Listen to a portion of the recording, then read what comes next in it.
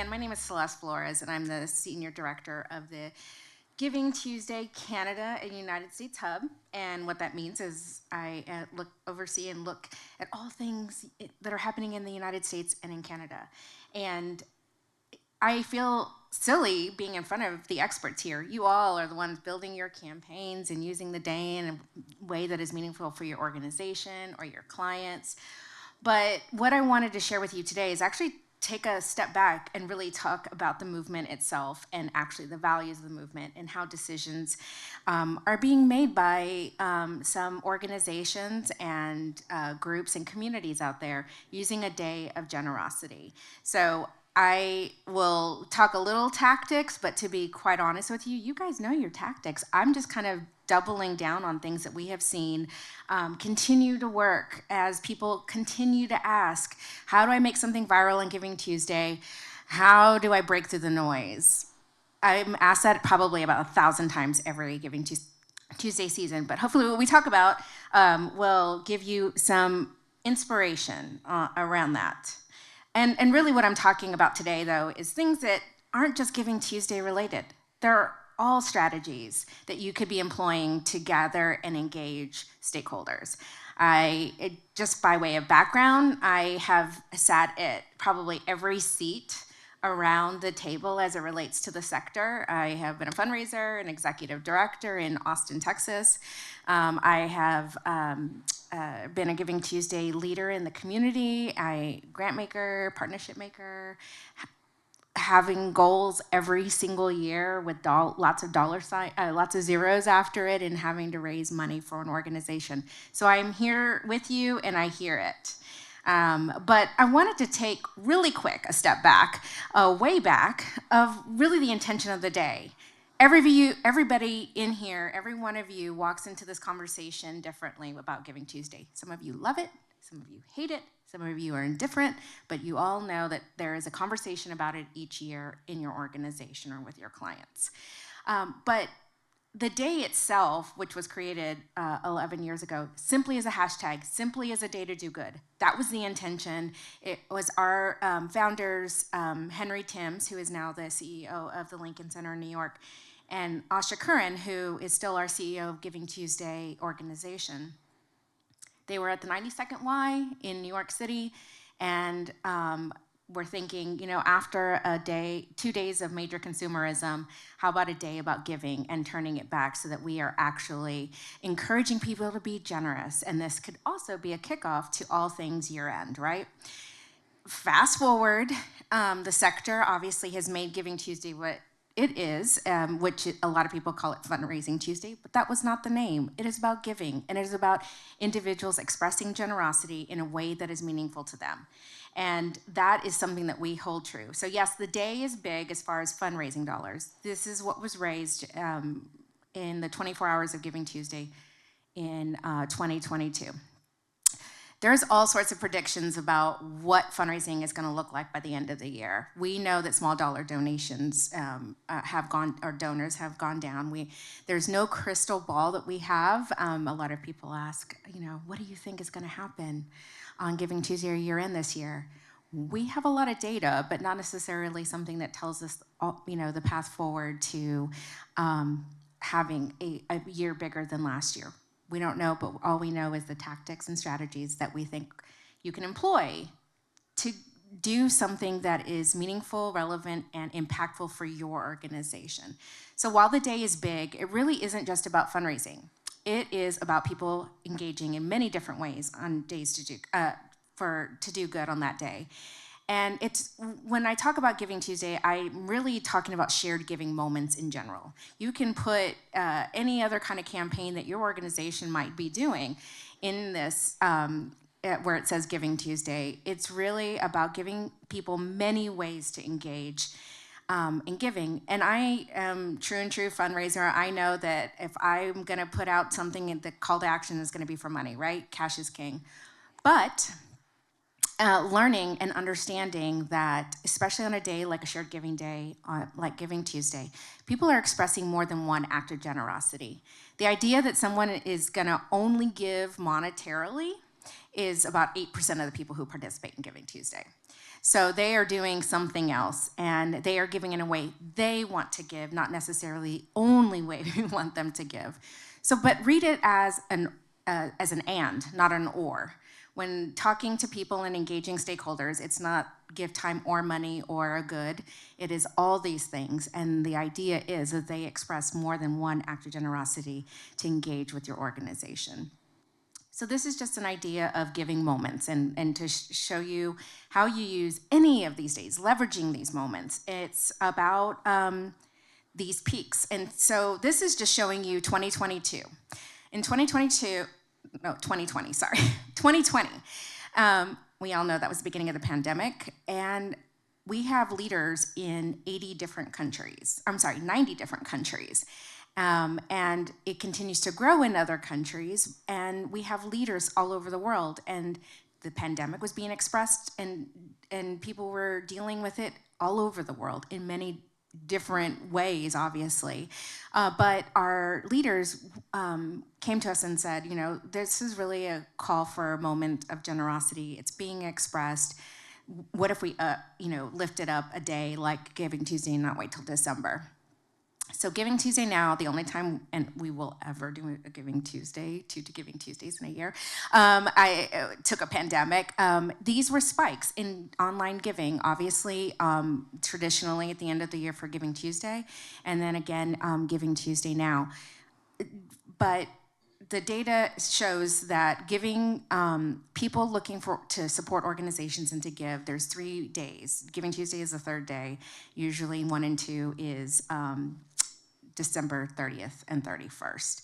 So whether we like it or not, this is a day that the public pays attention to. This is a day that people are looking to support something that is meaningful to them in their community. So making sure that you are one of those options and speaking to your people is really important. Now, as I mentioned, the day itself is big, and we all focus on the day, but really our organization focuses the day as an anniversary of celebration of generosity. As I mentioned, it's now no longer just a hashtag and a day. There's an organization behind it. There is a vision behind it, and our vision and the vision of the leaders that work on this movement is about focusing on our shared humanity and generosity, and the notion that all of us have the ability to give and receive generosity. And when we operate from a place of generosity, better decisions are made, equity is at play, power of people is shifted. And so we work year-round with leaders all over the place, and it continues to grow because it also didn't have a lot of rules. It's an unbranded campaign. We don't have any sort of stipulations or brand guidelines on how you do Giving Tuesday. People do it in many different ways. And that's why it's grown in other communities in other countries all over the world. It's because people are taking it as their own, and they are using it in a way that works for the culture of giving in a particular location.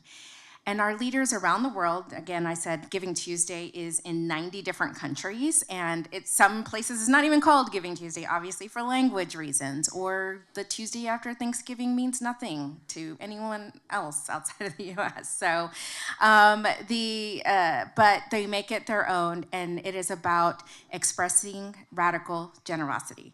A lot of our leaders do this work year-round. It is not just on Giving Tuesday, as we all do work year-round. But it is about imagining that someone else's suffering is just as important as our own, and that we all have something to give. As it grew over the last 3 years, these were basically the values, if you will, that were coming from it. We were wondering, how does this continue to grow other than people hear about it all the time, nonprofits creating campaigns around it? Why was it going to other countries? Why does it continue to go to other countries? Why does it continue to grow within these countries? Obviously, United States and Canada are the biggest countries that celebrate or have the biggest footprint of Giving Tuesday. However, other countries and other regions are continue to grow. But it was this notion that it was about collective action and co-ownership and creating something together, and not from the top-down approach, but from the bottom up. And these were all things that we were living day in and day out. And as the organization grew and as the movement grew, these are the things that we held true. And so we share this as that what we think is the answer to the future of the sector and how we must operate as a sector in order to continue to thrive and survive and grow. And I know that everybody uses the word abundant mindset and scarcity mindset. We were talking about this as a movement well before it is now everywhere, but what does that really mean, abundance mindset? You're like, yeah, that sounds great in theory. And I'll get a little bit to the tactics that demonstrate abundance mindset.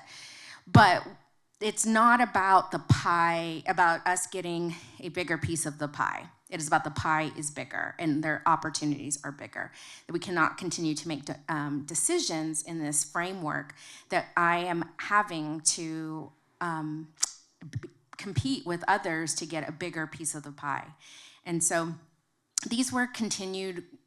This continues to be how we see Giving Tuesday grow and the leaders that are part of our network year-round. We work with these leaders year-round.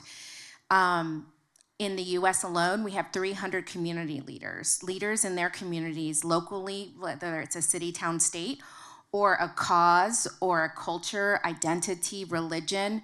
There are leaders that are leading efforts around generosity for their particular community, and we work year-round.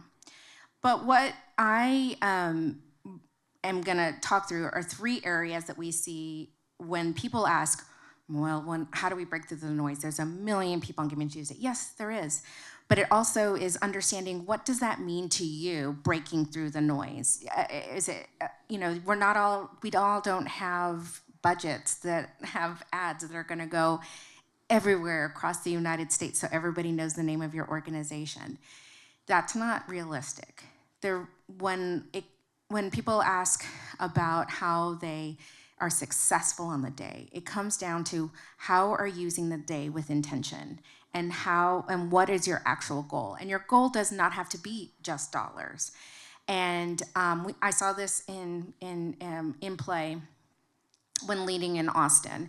A lot of organizations use this as the kickoff for their giving day, for their giving season. Others use it as a match day. Others use it as a day within a week-long campaign.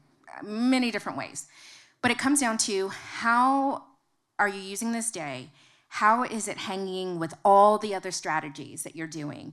It can't just be an add-on. It has to be tethered and used to maybe augment or sit with other strategies you might have. It also doesn't have to be about dollars. A lot of the campaigns we see they reach dollar goals, however, not focused on the dollars. Many use the day as a thankathon or an engagement opportunity offline. I know you guys are talking online the next 2 days and all digital strategy, but thinking about how, and many of you have already, have your campaign in lock of how you're doing digitally for a day like Giving Tuesday. However, how can you augment that with an in-person, offline opportunity?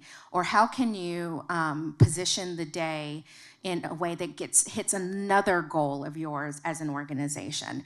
We have a lot of that. I've seen a lot of nonprofits use the day to get volunteers for the next year, and use it as a volunteer pledge, like pledging 24 hours to volunteer at an organization in 2024, as an example. Is there a stakeholder group that you have not worked with before or done anything with? Is there something you can do with them specifically? But also, is there a way for you to maybe work with another organization? And I'll get to that in a minute. Also, it comes down to storytelling. We know there's a million organizations out there that just put their link out there and say, it's Giving Tuesday, give to us, this is why. And that doesn't work, and there's lots of disappointment and saying that this day doesn't work for an organization. But again, there wasn't a goal. We have to be a lot more creative than because it's Giving Tuesday. And I'm not saying any of you are doing this. I'm just putting this out there as some of the wording that is certainly not working. But it also is about powerful storytelling and engaging your own people. And when we talk about storytelling, all of y'all are professionals. You know this, but A lot of the donor behavior that we look at with Giving Tuesday is that it has to be fast, frictionless, a quick story, and a clear call to action. Clear calls to action are super important, but also, again, your story is, but the notion of this picture and the message of landing the helicopter is a lot of us talk about the enormity of the issue that we are focused on. So yes, there are 100,000 children in this community that live below the poverty line in Austin, Texas. Somebody on a Giving Tuesday is gonna feel like, I don't know how to address, how do I even be part of that solution? It is so enormous, and it is about breaking it down and landing the helicopter for individuals. It's about making it fast. It's about these iconic stories. If there's an opportunity to zero in on a theme, sometimes working on fundraising for or shining a light on a particular program or project is so much easier for people to grasp on a day like this than your organization as a whole. And these stories can live outside of the campaign, but is there a way to make this as human as possible? And again, how do you tie this with other things you're doing? Is this a kickoff to your year-end campaign? The question of people saying, how do I make something viral? How do I build a social strategy that's going to make my organization be known by the millions? It's not possible on a Giving Tuesday, right? Or even any day, unless you have a ridiculous budget, I guess.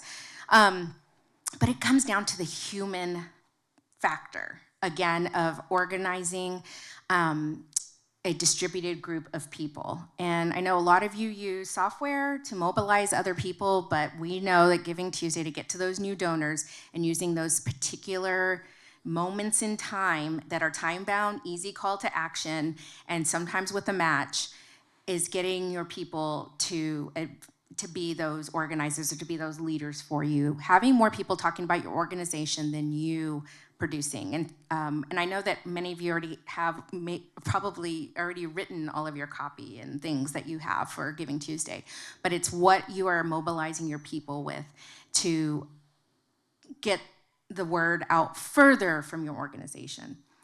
A lot of us have those core volunteers that we always go to and those ambassadors. On here, I'm just listing out a couple of different ways that leaders that are leading campaigns for our community, the different groups that they engage to grow a Giving Tuesday campaign specifically. A lot of them decide to, a local brand they have some sort of partnership with, or they're going to the grassroots mutual aid groups within communities all over the city. Some of them obviously are using any media partners or amplifiers, which we talked about. A lot of them are adding a youth component to their work and engagement, and maybe that's the new thing that you try. But there's many different ways of looking at just the traditional ambassador, traditional volunteer for your organization, your board. Your board, obviously, if you don't have your board engaged in giving, which we've talked, that's a whole other Oprah. That is step one, but it's like, what other group within your purview that you can engage in inviting people to share your mission. So I'm actually gonna use that last.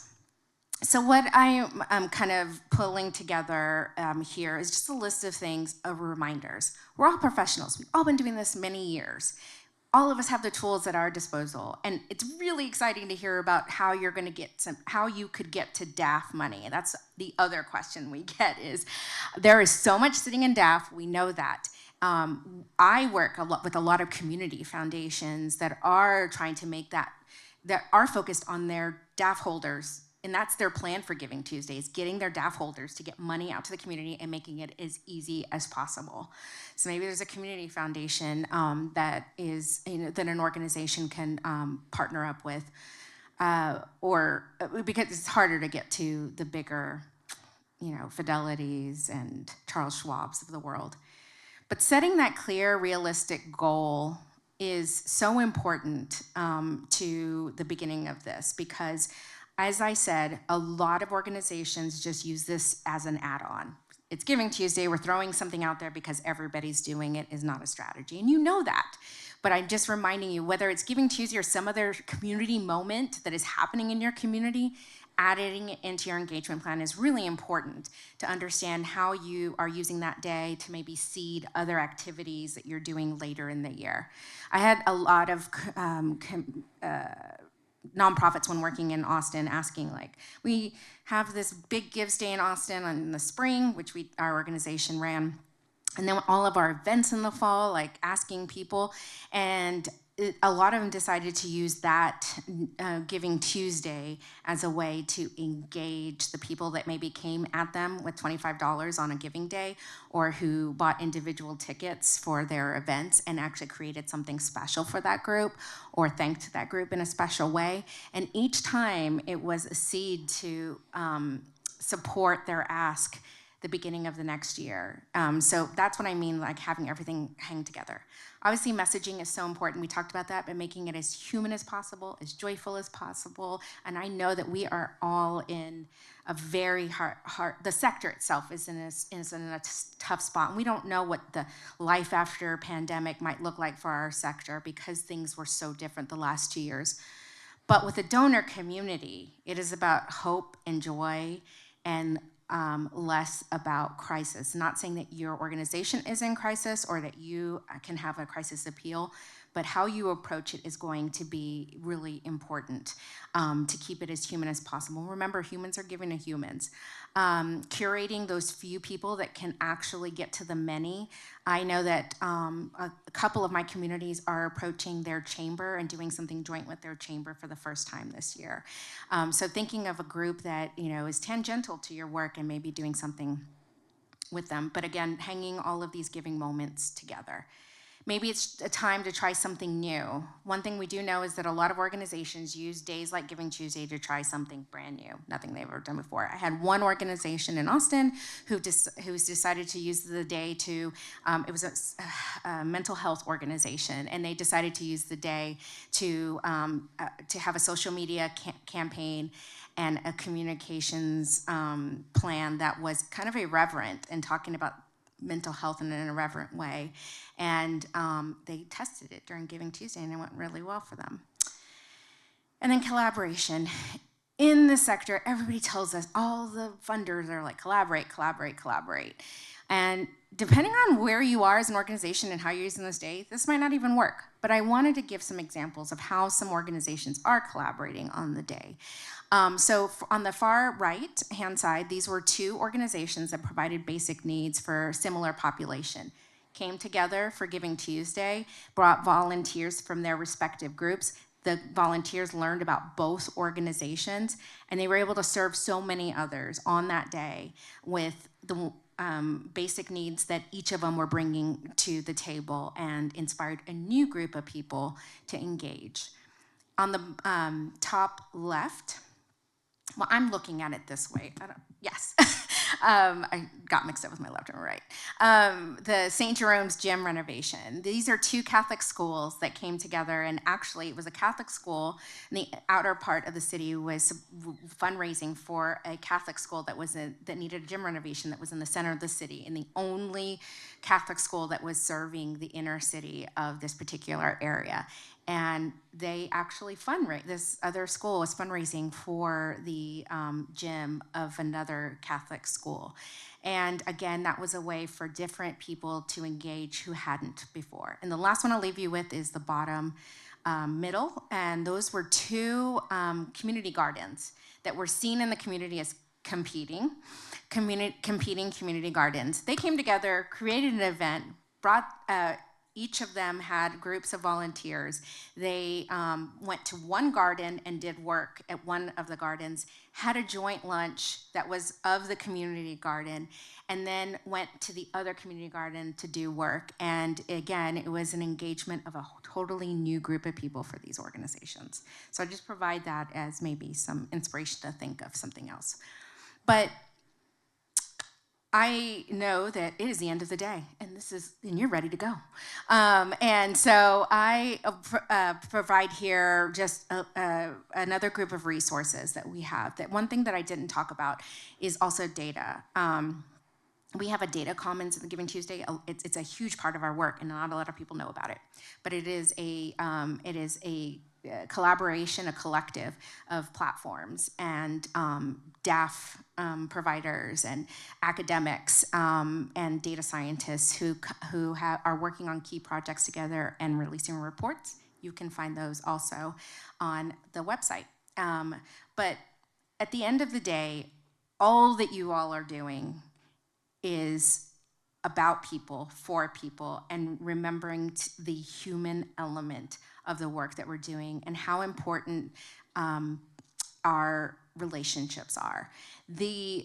I leave you with this quote because it is one of my favorite books, but also shows the importance while we are constantly evolving. I know we just had a conversation about AI, and we talked today and tomorrow all about the online opportunities to gather stakeholders, but we have to remember that what we are doing as a sector is providing bridges and providing a path forward for our civic society and the way that we're going to operate in the future. And so while yes, AI is going to push us to a whole other level of how we operate, remembering the connections that we have and the people and the evolution and the authenticity of our connections is what is going to supersede that.